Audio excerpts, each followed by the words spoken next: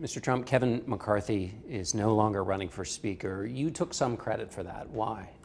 Well, I've been taking a little bit of credit because people have been giving me credit on @RealDonald Trump. They're saying that I spoke up against him only because it's a question of toughness.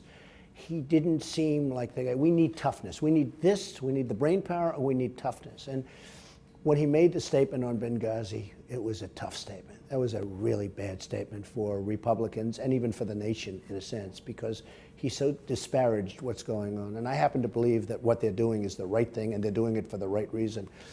But it was so disparaging to what's taking place with respect to Hillary Clinton and that whole fiasco that maybe she created. And I didn't like seeing that. Paul Ryan's name is mentioned as a possible speaker. What do you think of Paul Ryan? Well, I think he's somebody that could get good support. I think he's a very nice person. I think he doesn't want it very badly, but you never know. Maybe he's playing one of the great games of all time. It is Speaker of the House. I mean, it's a great position. But he doesn't seem to want it. But I'll bet you that if it was actually offered to him, he would take it. You said you want somebody strong. Is Paul Ryan strong? I think he's strong. I disagree with some of the things. I think that when Mitt Romney chose him last time, it was a tough choice because he's been so anti-Medicare, Medicaid, Social Security in a sense. Now, he would say he hasn't been, but they certainly played that up hard. And that was a disastrous campaign for a lot of reasons. But Paul Ryan's a good man. I know him very little, but I think he's a very good person.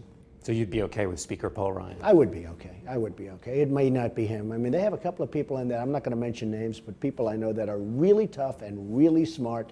And right now, that's what we need because the Republicans never win. John, they never win. Everything, whether it's on Obamacare, whether it's on the debt ceiling, no matter what we have, there's never, ever a victory. So we need a toughness that we just don't have there right now. Do you think some of the conservatives who pushed out Boehner, pushed out McCarthy, take inspiration from your campaign? I don't know. I will tell you, a lot of them contact me, and they do like what I'm saying, and they like me very much. I never even met them. A couple of them called, and I see they're very big people in the world of politics, but I didn't know them. And they are really impressed with what I've done, and they see the kind of poll numbers I'm getting, and they're saying, that's it. But you know, the problem that they have is they have such a big group of people that say before the negotiation even starts, it's not going to happen, we're not going to close down government, we're not going to this, we're not going to that. So Obama and the Democrats can just sit back and let the Republicans do it. You know, if they would actually get together where they had a really unified front, you wouldn't ever be closing down, and they'd have victories. You said that Republicans should do, and I'm quoting from you here, something really, really significant with the coming debt ceiling vote. That's the vote on whether the United States government can keep borrowing money. What can Republicans do with that upcoming vote in December? What leverage do they have over the president? Well, John, if you go back and check, I've been saying this for 3 years, all right? That's a tremendously powerful weapon if they knew how to use it. The problem is you'll have 70% of the Republicans say, we're not closing government. Now, when you say that, you know, I wrote The Art of the Deal. When you say that, and the other side says, well, we got 70% of the people say it's not going to happen, the other 30% are essentially, they're rendered useless. It's really very unfair to them because they're left out there hanging. So you need somebody that can unify, can be tough, and can win against the Democrats and against others. I mean, in all fairness, against the world, essentially. But they really do have a tremendously powerful weapon, but they don't use it, and they don't use it properly. They are terrible negotiators. What should they get? What does winning mean? What do you want them to get? Well, it depends. I mean, Planned Parenthood, defunding, Obamacare. They could have won Obamacare. Now, they should have won it in the Supreme Court because John Roberts, Justice Roberts, should have, you know, knocked it out twice. If you really think about it, that was a Bush appointment. That was actually a Jeb Bush appointment because they were close. And Jeb is the one that forced him down his brother's throat. But think of it. John Roberts should have knocked it out twice. There was no reason legally that that was supportable. There was no reason, especially the first time. The first time would have been knocked out. The second time it would have eventually died had he raised his hand in the right direction. But it's so sad. When I look at what's happening to this country, it's so sad. John Boehner, after he announced that he was resigning, said that there were false prophets in the Republican Party. And I'm quoting, he said, these false prophets are whipping people into a frenzy, believing they can accomplish things that they know are never going to happen. He's kind of talking about you. I don't think so. But first of all, I know him, I like him on a personal basis. But I do think they should be tougher. But here's the problem. When he says false prophets, you cannot win when you have a group of 25 or 30% on this side, and you have a group of 70% on this side saying we're never going to go along with the 30%ers who want more. That's what's happening. And every time I watch it, I say it's so sad, because if they were really unified, and if they took that 30% stance, assuming they wanted to really make changes and do it right, and cut the budget, cut the deficit, do things that they should be doing, if they took that group, and if everybody was unified, Obama would fold. But there's no reason for him to ever fold, because he knows that a big proportion, a vast majority of the Republicans are on his side. The administration has pulled the plug on its plan to train and equip Syrian rebels. What would you do in that case? Well, they did the right thing. We don't know who these rebels are. And I was out there early. I was on your last show, the last time I did it. I said, look, it's wonderful to support rebels, but every time we support rebels, do you think we're better off without Gaddafi? Look what you talk about Benghazi. The rebels are the ones that did these horrible things to our ambassador and the people. And he was going down the street with the flag and the whole thing, and then they turned on him like viciously. And by the way, viciously, that was a vicious death that you haven't reported and people haven't reported, but he died a horrible death. But so we're always fighting for the rebels. We have no idea. A very respected general, whose name I won't mention yet, and I will if he lets me, but I'd love to actually. But I was talking to him about it the other day. He said, we don't even know who these people are. So we're going to spend billions of dollars. We're going to take over Assad, which, by the way, is no longer very easy to do because you have Russia in there doing a big number. Okay, but forget it. But why are we supporting these people? We have to rebuild our roads, our bridges, our airports. We have to get back to work in our own country. I want to ask you about your view on the use of military power. You say in personal relations you're a counterpuncher. You don't hit until you are hit. Is that a good way to think about the way you would use military force as a president? I think generally speaking, look, I am the most militaristic person that's on your show, okay? And you've had everybody, would you say? One way or the other. Between you and Bob, soon you will have had everybody. But you've had everybody.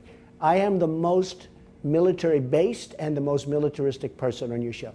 I want to have a much stronger military. I want it to be so strong that nobody's going to mess with us. I want to take care of our vets who are treated terribly like third-class citizens. I mean, we have illegal immigrants that are being treated better than our great vets.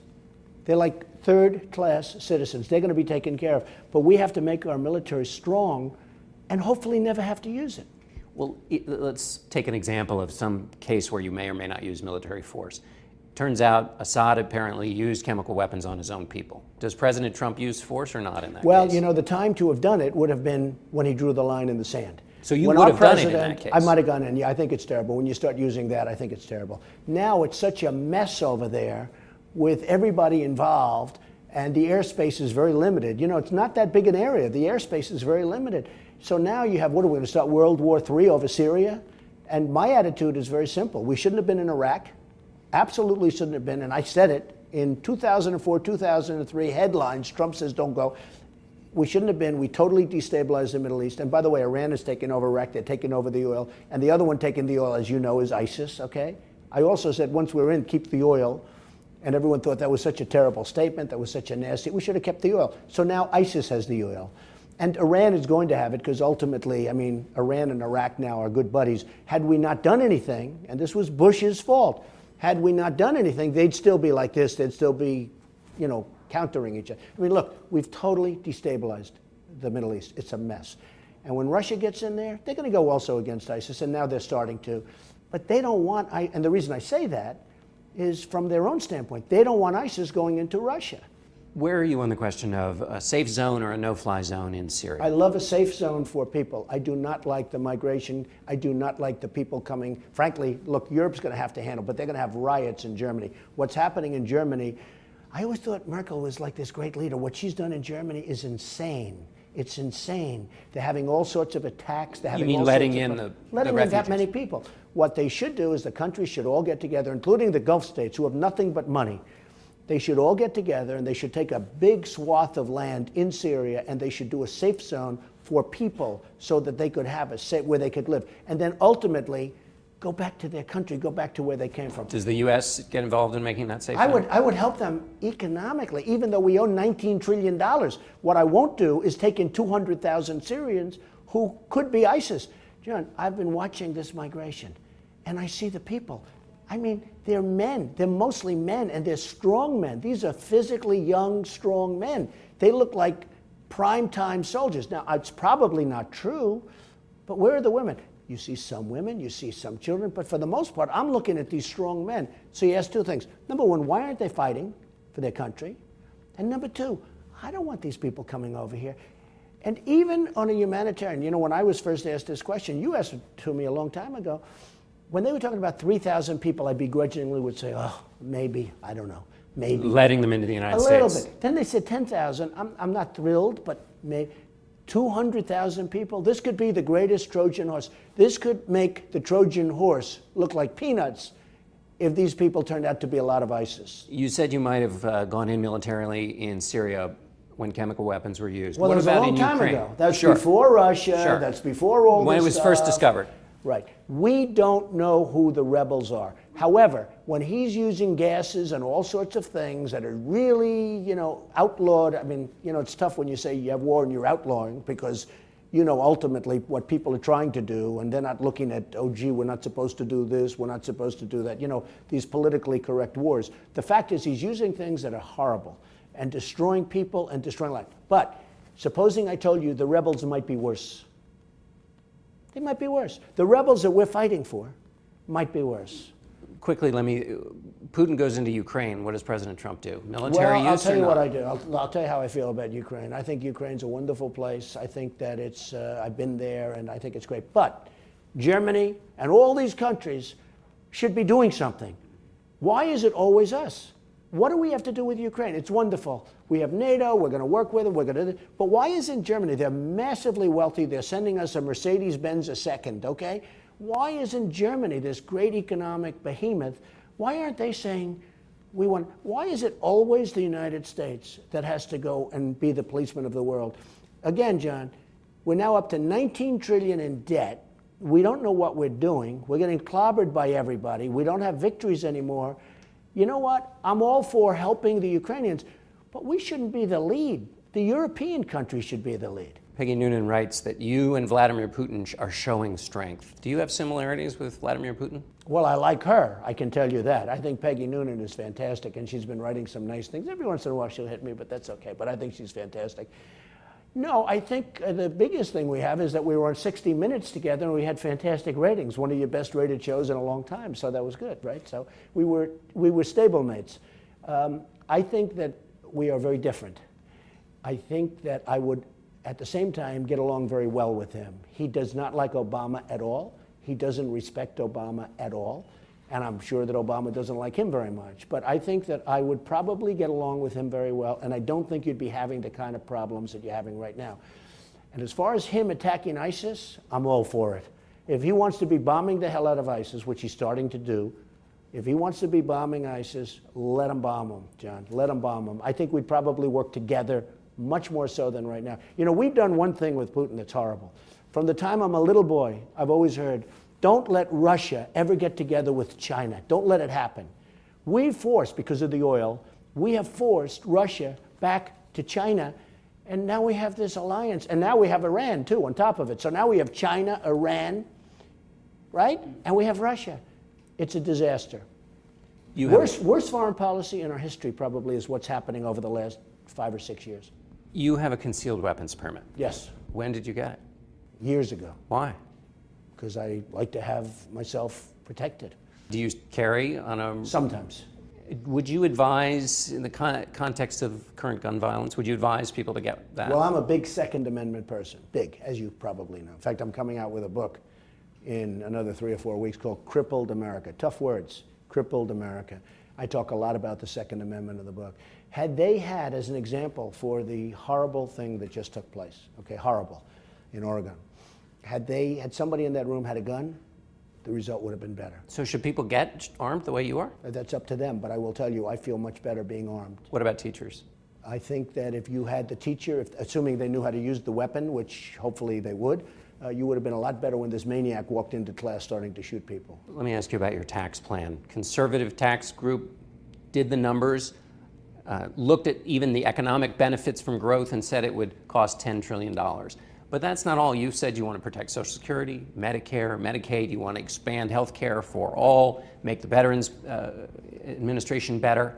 How are you going to pay for all that? Because we're going to expand the economy incredibly, and I'm taking our jobs back from China, from Japan, from Mexico, from all of these countries that have just ripped us like never before.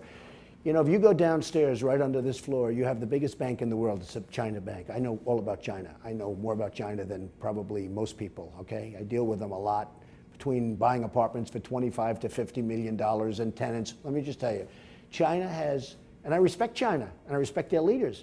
Our leaders just aren't smart enough to handle them.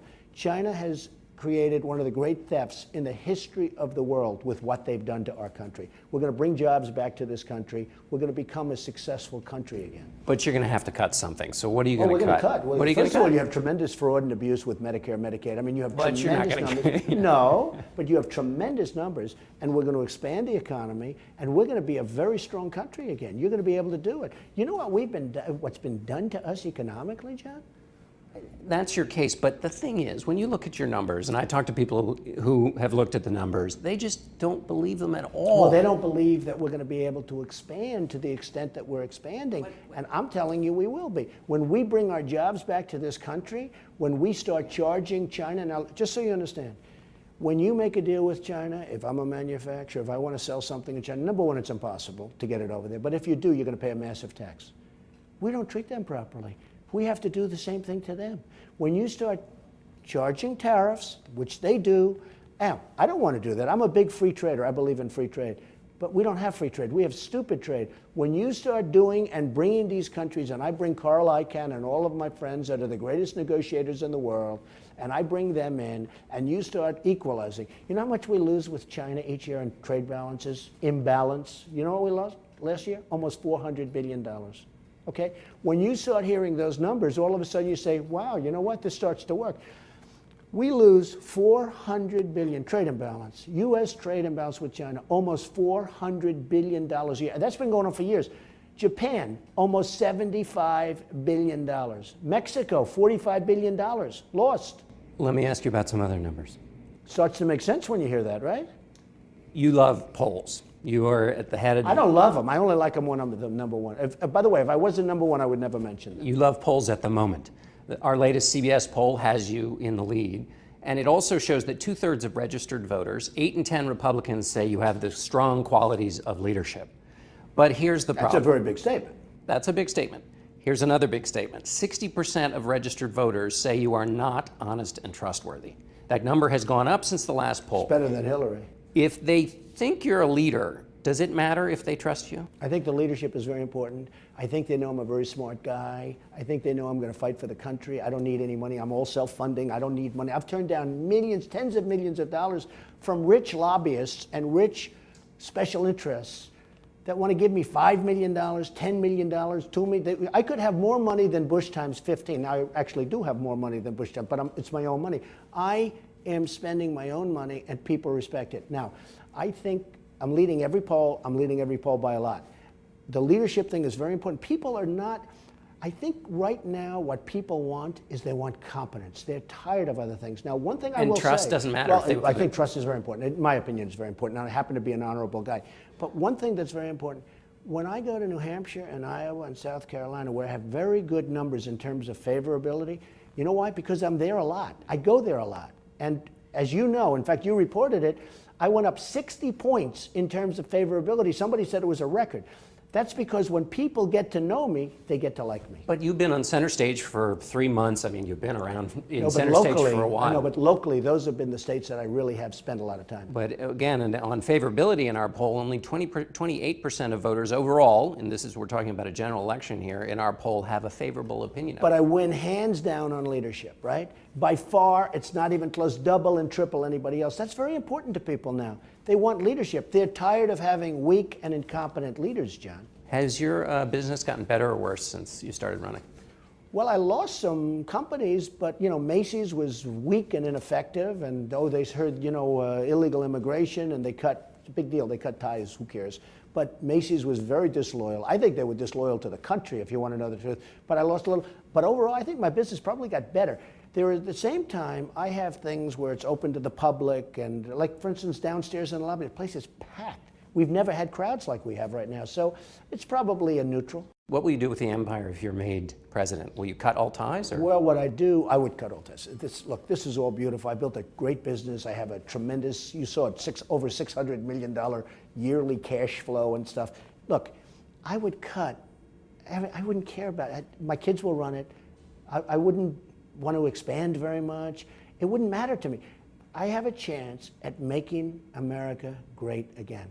That's the whole focus. So my children would run my business, and my executives. I have great executives, and they'd do it well. They'd run it well. And I'm phasing out as we go along. You know, when I do these interviews, all of a sudden, they take a lot of time.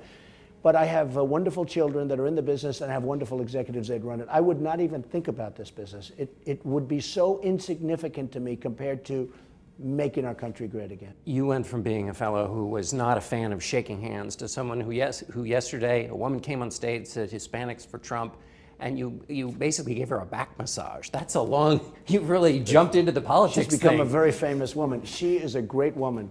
And it was all about People magazine. I said, yeah, I was on the cover of People magazine. She held it up. I said, oh, give it to her. And she came up stage.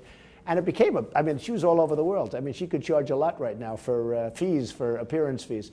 But she was a terrific woman with and she was Hispanic.